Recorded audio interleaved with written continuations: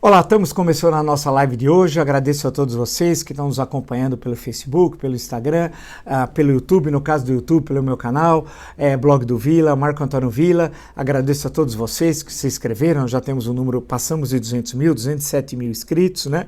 E se você não se inscreveu ou algum conhecido seu e quer indicar, é muito fácil, é Blog do Vila, Marco Antônio Vila, ative as notificações, utilize da página dos comentários, né? Coloque like no que vocês gostaram. Lembrar que eu sou todas as manhãs lá no Jornal da Manhã da Jovem Pan, das 7h30 às 10h, e lembrar algo importante que nós já temos conversado, e não é de hoje, porque muitos queriam uma entrevista aí que era a mais desejada, não vou falar qual é, mas muitos já sabem, pelas redes sociais, que vamos postar a entrevista amanhã, quarta-feira, às 10 horas da manhã, uma entrevista de 1 hora de duração, de uma discussão de nível, de alto nível, sobre o passado, o presente e o futuro do Brasil. E sempre discutindo ideias, sem panfletarismo, né? Sem ficar discutindo questões miúdas que não interessam, fofoquinhas, que marcam muitas vezes, infelizmente, o noticiário político, e muitas pessoas gostam mais da fofoquinha do que das ideias estruturais e as visões de totalidade, que é o que me interessa aqui no nosso canal. Então, vai estar postado amanhã às 10 horas. E estamos encaminhando, como prometido, outras entrevistas, sempre com esse objetivo de tentar qualificar o debate político no Brasil. Bem, hoje a gente passa todo o noticiário. A questão que se coloca ainda de um lado tem as questões das chuvas, a tragédia em Minas Gerais, o Rio de Janeiro e a tragédia da água, é inacreditável a SEDAI e a tragédia do Rio de Janeiro, algo inaceitável, e os efeitos do coronavírus, falando do campo estritamente da saúde, da questão sanitária em si, que ainda o governo reagiu, ainda bem, mas com atraso, registre-se, né, de como fazer, como agir, e também a questão da retirada dos nacionais, né, nossos, né, que lá estão lá na China. Mas eu acho que a questão que se coloca, a gente pode fazer uma análise. Nós já passamos o primeiro mês de janeiro, estamos entrando então agora em fevereiro, reabertura do Congresso, o que ocorreu ontem, início do ano judiciário. Tudo isso faz com que nós possamos ter uma análise da política brasileira e da economia brasileira para 2020. Evidentemente que os fatos que ocorreram na última semana na China, última semana de janeiro, e agora em fevereiro, e nós não sabemos a extensão, a profundidade dessa crise, isso é importante ressaltar, nós não sabemos a profundidade, portanto, fica difícil nesse momento, no calor da hora, dizer o que vai acontecer na China, na economia internacional e, no nosso caso, para o Brasil, mas é possível ver alguns indicadores, insisto, extremamente preocupantes sobre o Brasil. E isso é que interessa discutir.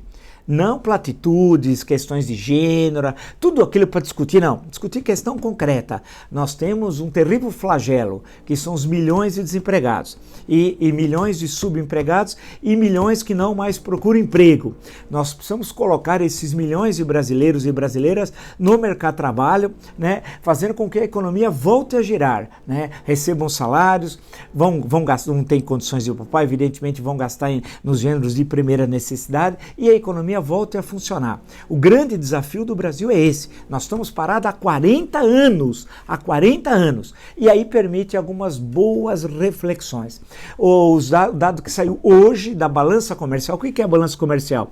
É a relação entre o que o país vende, as exportações, e o que o país compra, as importações. Deu um saldo negativo no mês de janeiro. Há 5 anos não dava saldo negativo. Isso é extremamente preocupante. Extremamente preocupante. Tem algumas razões que pode se lembrar, conjunturais, e é bom lembrar que entrou nesse cálculo de janeiro somente, no caso do coronavírus, somente a última semana. Quer dizer, o efeito maior do coronavírus vai estar na balança comercial de fevereiro. E isso é preocupante, porque a economia internacional não vai crescer o que se imaginava, o comércio internacional não vai crescer o que se imaginava, e a China, nossa maior compradora, o Brasil vende para a China o dobro do que vende para os Estados Unidos, né? Vai ter um crescimento, estima-se, alguns falam em 0,4, outros 0,5, outros em 0,6, inferior ao PIB que era previsto, que era de cerca de 5,9. Portanto, é uma situação preocupante, porque a nossa economia é muito dependente da China. Nós não construímos alternativas, que poderia ser, por exemplo, um mercado interno dinâmico, que no momento de crise você pudesse colocar parte do que você exporta no mercado interno. Nós não temos condições disso. E as nossas exportações, cerca de 48%, são de commodities.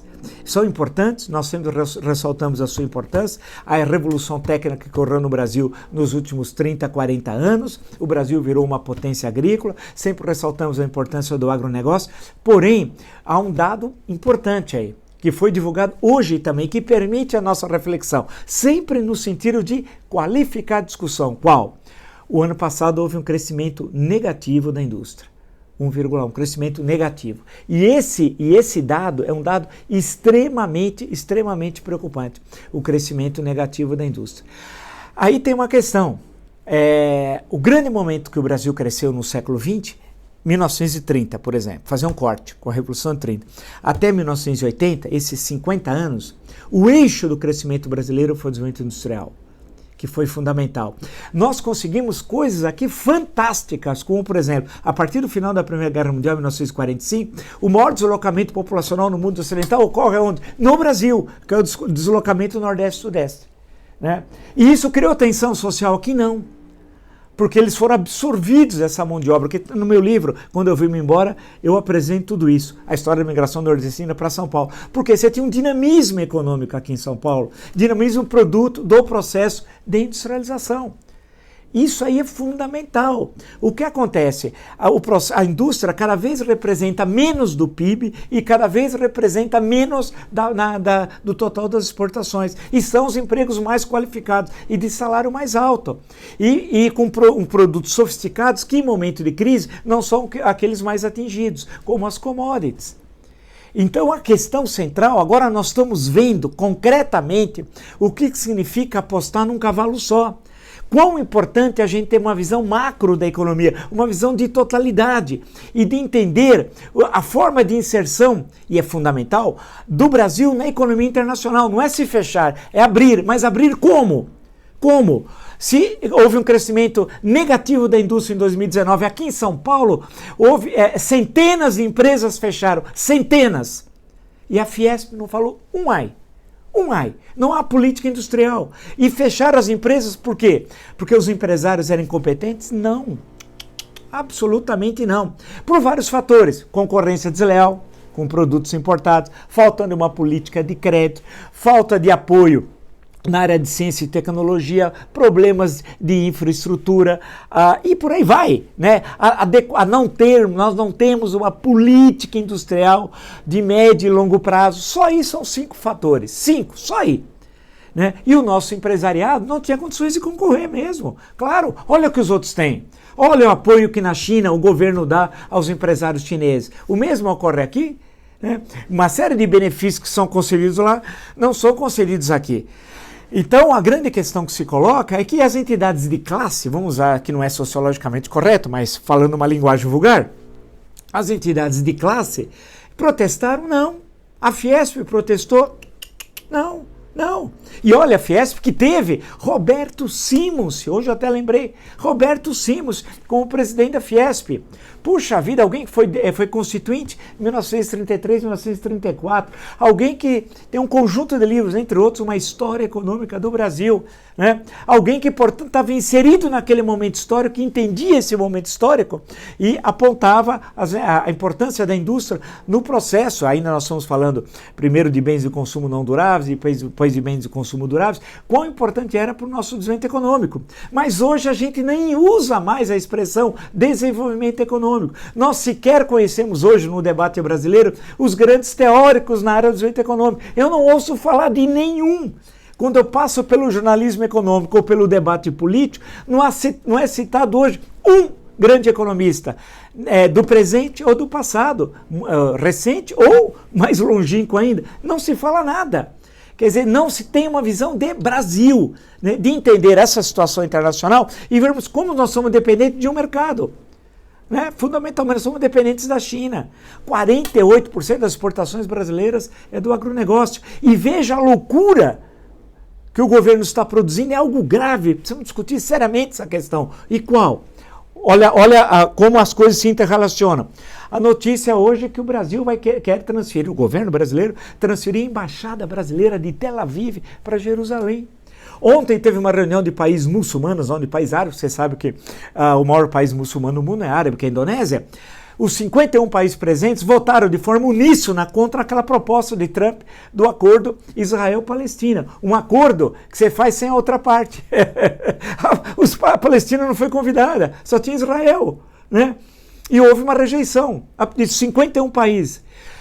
Qual foi o único país que apoiou a proposta do Trump? O único no mundo, além de Israel? O Brasil. Isso. Qual foi o único país no mundo que apoiou o ato lá do Soleimani, o assassinato do chefe da Guarda Revolucionária do Irã? O Brasil. O que acontece isso agora nesse momento de crise internacional e nós somos extremamente dependentes das exportações? Basta ver o resultado de janeiro da balança comercial. Nós corremos o risco de perder os mercados no mundo árabe e mais ainda, os mercados no mundo muçulmano. Veja a importância que o Egito, como grande comprador do Brasil, ou do Irã. No caso do Irã, tudo que ele compra, grãos, carnes e açúcar, né, ele vai comprar da Argentina. Só o açúcar que ele deve comprar da Índia.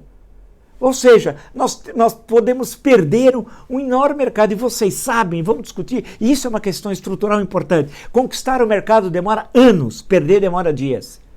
Portanto, quando um governo toma uma atitude irracional como essa, porque isso daí não leva a nada, nós não ganhamos nada com isso, só perdemos. Além da questão do terrorismo internacional, hein? Porque nós vamos estar aliados a um país, Estados Unidos, aliados com subserviência, não entre iguais.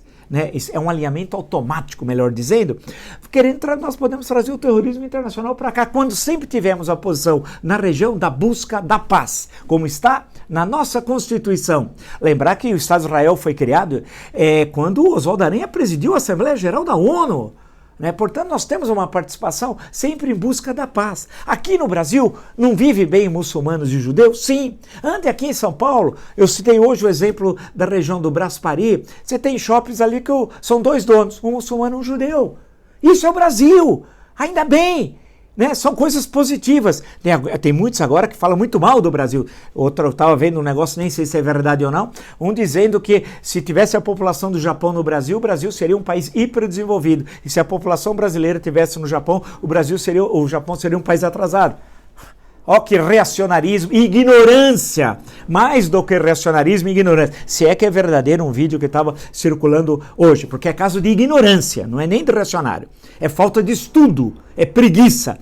Então a questão que se coloca aqui é que é sério, nós estamos num momento complicado, nós temos milhões de desempregados, e o que vai acontecer? O crescimento... Há 3 semanas atrás dizia que o Brasil ia crescer 2,5% esse ano, não é verdade?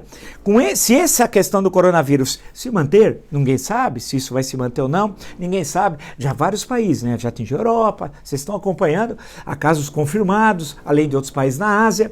Não sabemos a proporção real na China, porque a China tem as limitações na área de liberdades, como nós conhecemos. Ou seja, se isso demorar um pouco e tiver um efeito, e tudo indica que terá, ao menos no primeiro trimestre da economia chinesa, levará uma queda no crescimento do PIB chinês e uma demanda menor das importações. E as importações que, por exemplo, vêm do Brasil. E nós poderíamos ser atingidos. Além do que, o acordo China e Estados Unidos, que a China se comprometeu a comprar grãos e carnes dos Estados Unidos, parte dela que comprava do Brasil. Só aí o Brasil vai perder 10 bilhões de dólares. E vocês são testemunha que nós discutimos isso aqui.